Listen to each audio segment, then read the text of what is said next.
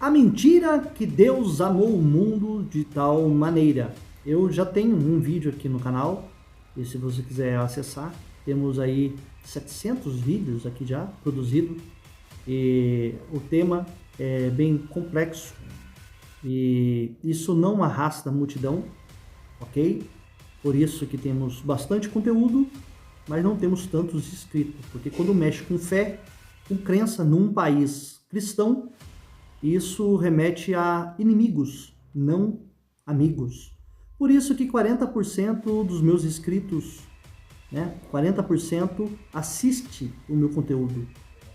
E 60% das minhas visualizações provém dos crentes, que estão com suas dúvidas, e pegaram aí um banner que está chamando atenção, a mentira do Espírito Santo, a mentira do Deus da Bíblia, a mentira de Jesus e tantos outros conteúdos que eu venho produzindo aqui no canal, muitos julgamentos, já fui para o inferno um monte de vezes através da boca de crente, que na verdade a Bíblia fala que o crente deve abençoar e não amaldiçoar, mas a todo momento o cristão está me jogando no inferno, me amaldiçoando. O próprio Jesus diz assim nos evangelhos, que é para amar os inimigos. O que você vai ganhar se amar o seu amigo? E é para abençoar aquele que vos maldizem, aquele que está indo contra aquilo que você crê. Não estou maldizendo ninguém aqui, mas eu simplesmente... Olha para você ver o termo, eu não estou nem maldizendo, falando mal de vocês. Eu estou simplesmente abrindo aqui a Bíblia, a palavra de Deus que o crente acredita, como palavra de Deus. E eu estou mostrando, simplesmente fazendo uma interpretação que o pastor, o líder religioso, ele pratica de uma forma equivocada. Ele interpreta da forma dele lá, faz uma apologia em cima daquele versículo, mas quando você faz uma interpretação correta, neutra do texto, o texto diz outra coisa para você, Então, o que acontece? Eu vou apresentar para vocês aqui, depois da nossa vinheta, a interpretação desses versículos aqui, ok? Então eu espero que você fique até o final, que você não vai se arrepender, porque isso daqui é libertador, ok?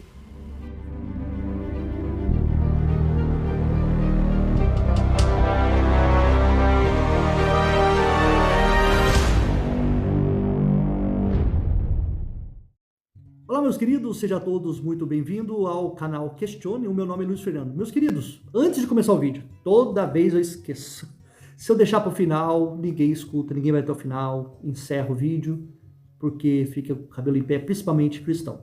Cristão, principalmente você que está entrando aqui nesse canal, aqui na descrição, conforme está passando nesse videozinho aqui na tela, eu tenho aqui links da Amazon. E ali temos livros que vai te ajudar a esclarecer sobre a história de Israel, sobre como o Novo Testamento foi montado. Temos aí grandes professores, exegetas, que estão ali vendendo as suas obras. Então você pode entrar através do link e adquirir esses livros para você estudar.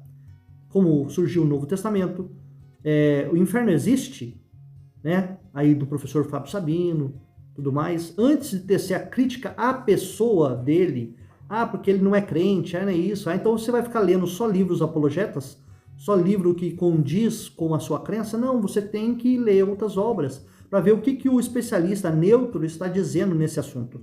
E ele vai trazer outras obras para você que vai corroborar com aquilo que ele está trazendo ali nos livros, ok?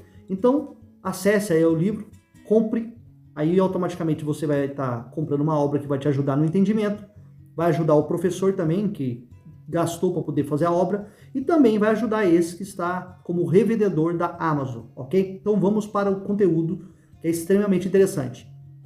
Na passagem de João 3, onde tem essa narrativa, porque Deus amou o mundo de tal maneira, que deu o seu Filho unigênito, para que todo aquele que nele crê não pereça, mas tenha a vida eterna. Se você ler do começo da narrativa, é um diálogo ali de Jesus com Nicodemos, ok? Então ali Jesus vai estar, segundo, pegando ali só na narrativa, tá? Não que seja literal, verdadeiro. Também não fique estressado com essas minhas falas. Pegando ali como está escrito como literal, há uma narrativa, uma discussão ali, Jesus falando que tem que nascer da água, do Espírito e tudo mais. E aí o escritor da narrativa chega com esse versículo aqui, que Deus amou o mundo de tal maneira. Então vamos pensar aqui. O Deus que você crê, o Deus construído aqui do Novo Testamento, ele está se baseando no Deus do Antigo Testamento. Porque ele faz citações ali de Moisés, ele faz citações da Escritura, que é o Antigo Testamento, para um povo judeu, né? Então, subentende e está junto os dois testamentos, tanto a Taná e a Torá, quanto o Novo Testamento. Estão juntos. Então, com certeza, o Novo Testamento construído em cima do Antigo Testamento.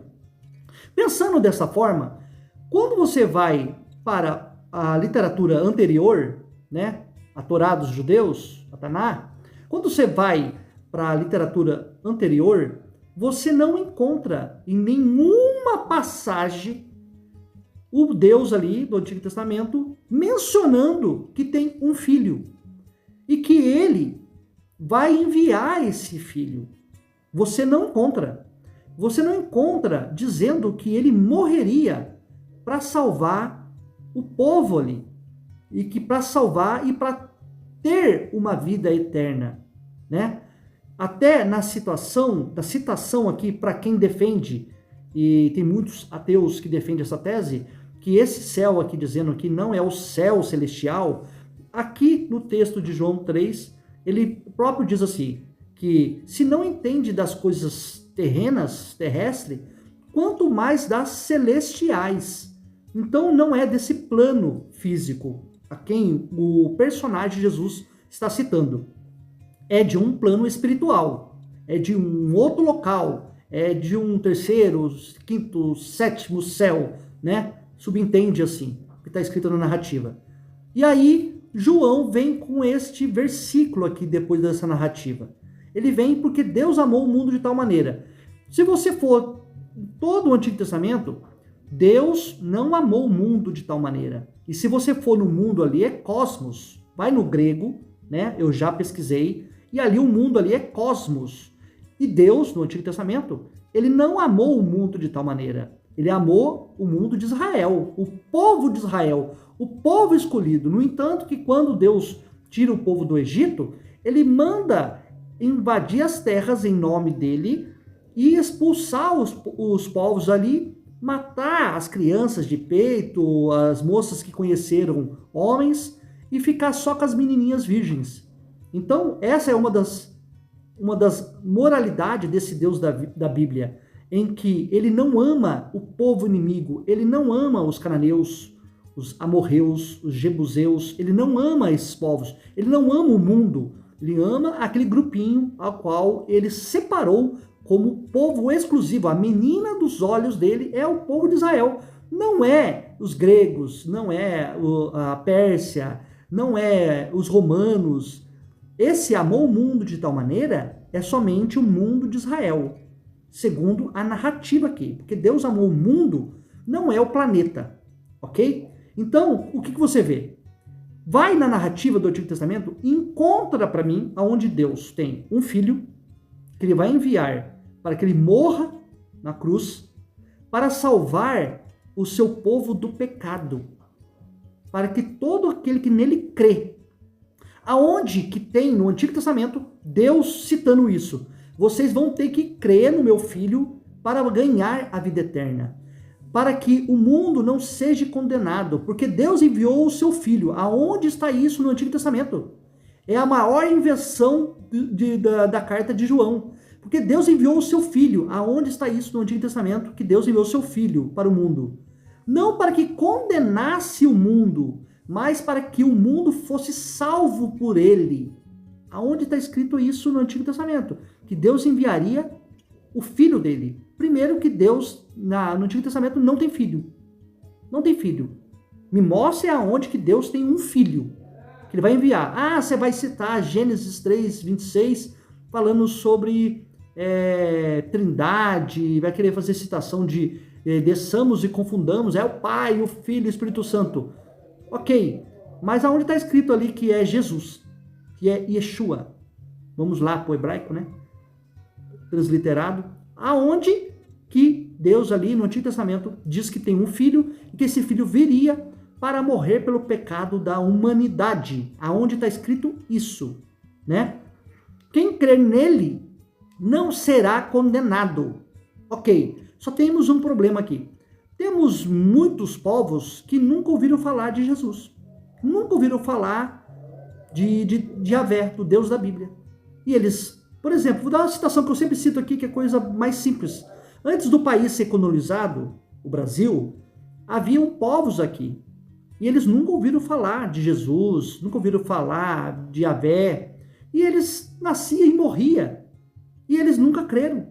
Então aqui tem uma condição, há um condicional. Aquele que nele crê será salvo. Agora, como que vai crer se nunca ouviu? Nasceu, morreu, nunca viu, nunca creu, morreu. E aí? Aí você vai falar que, porque é da ignorância, tudo. Não, é um condicional. Tem que crer. Ele mandou para o mundo para que creia nele.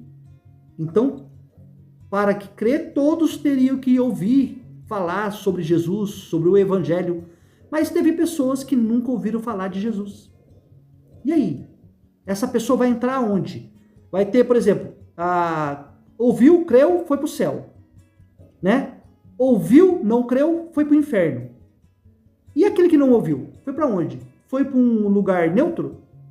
Porque não está nem no paraíso, porque não viu e não creu. Também ouviu e não creu, foi para o inferno. E tem um meio termo. E essas pessoas, aonde vocês vão conseguir consertar esse problema, né? Quem crê nele não é condenado, ó. Quem crê nele não é condenado. Olha essa condição. Então aquele que não viu, não conheceu, não creu, como que ele vai se salvar ou ele vai ser condenado se ele não conheceu? Mas quem não crê já está condenado. Então vamos lá, olha aqui para você ver. O problema é que o crente arruma em crer nessa falácia. É uma falácia esses versículos. É João, o escritor da narrativa, criando essa historinha. Deus enviou o seu filho ao mundo. Você não vê o amor de Deus no Antigo Testamento para os outros povos, senão para Israel. O povo escolhido aqui, de Deus, que Deus amou, não é os outros povos como eu citei. É somente o povo de Israel. Ok? E aqui tem um outro problema também aqui. Porquanto, quem não crê já está condenado. Beleza. Eu encontro um índio que nunca ouviu falar de Jesus e que não crê em Jesus porque nunca ouviu falar. Então, se ele não creu porque nunca ouviu falar e morrer, aí você vai arrumar um grande problema. Ou ele foi para o céu ou ele foi para o inferno, se ele nunca creu. Porque ele nunca ouviu. Porque aqui a condição é crer. E para que creia, tem que ser pregado. Só que nasce e morre pessoas sem escutar sobre Jesus. Aí é uma falha da Matrix aqui, desse evangelho. Uma falha muito grande. Porque pessoas nasceram, morreram e nunca ouviram falar de Jesus.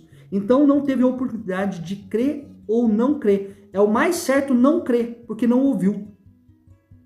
Aí você vai falar para mim, eles foram salvos pelas suas obras. Então vamos lá. Olha que legal, que argumento mais esdrúxulo que existe. Eles foram salvos por causa das suas obras. O que você acabou de fazer é eliminar Jesus da narrativa.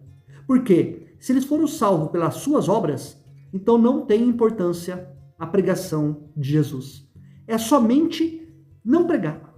É só pregar que as pessoas serão salvas pelas suas obras. Tá entendendo? Tá vendo que não precisa de Jesus para a pessoa ser salva? Então, por exemplo, qualquer pessoa que pratica uma boa ação, eu, por exemplo, eu não fico praticando coisas ruins. E quando está na minha alçada de ajudar o próximo, eu ajudo. Então quer dizer que, segundo essa narrativa que você for justificar, que a pessoa que nunca escutou vai ser salvo pelas suas obras, então eu estou salvo, enquanto muitos cristãos que estão dentro da igreja não serão salvos. Daí você pode entrar aqui nos comentários do meu canal e você vê vários cristãos me atacando aqui, me amaldiçoando, me mandando para o inferno, me condenando, me xingando. E a sua Bíblia diz o contrário. A tua Bíblia diz que você tem que me abençoar e não me amaldiçoar. E quando você me manda para o inferno, vai falar que eu vou pagar no juízo eterno, você está me amaldiçoando. Você está me julgando, está me julgando. E automaticamente, quando você me julga, você será julgado pela sua atitude. Então você já está condenado. Não basta você crer, porque você vai ter que passar num tribunal, ok? para ver as suas ações. Não adianta, eu creio em Jesus, mas eu passo a perna no meu irmão. Eu creio em Jesus, mas eu pratico coisas que ateus não praticam, coisas horríveis, né? E o crente, quando pratica coisa ruim, ele faz escondido, né? Ele faz as coisas escondidas, depois pede perdão para Deus, para perdoar os seus pecados, e depois dizer que está salvo, né? Então, o que acontece? Meus queridos, a invenção do escritor aqui de João, dizendo que Deus amou o mundo de tal maneira, o Deus da Bíblia não amou o mundo de tal maneira, não amou os outros povos, porque se amasse, teria que amar desde o começo, segundo a narrativa da Bíblia, mas ele não ama. Começa com um extermínio geral, no dilúvio, ok? E tantas outras coisas, por exemplo, saída do Egito.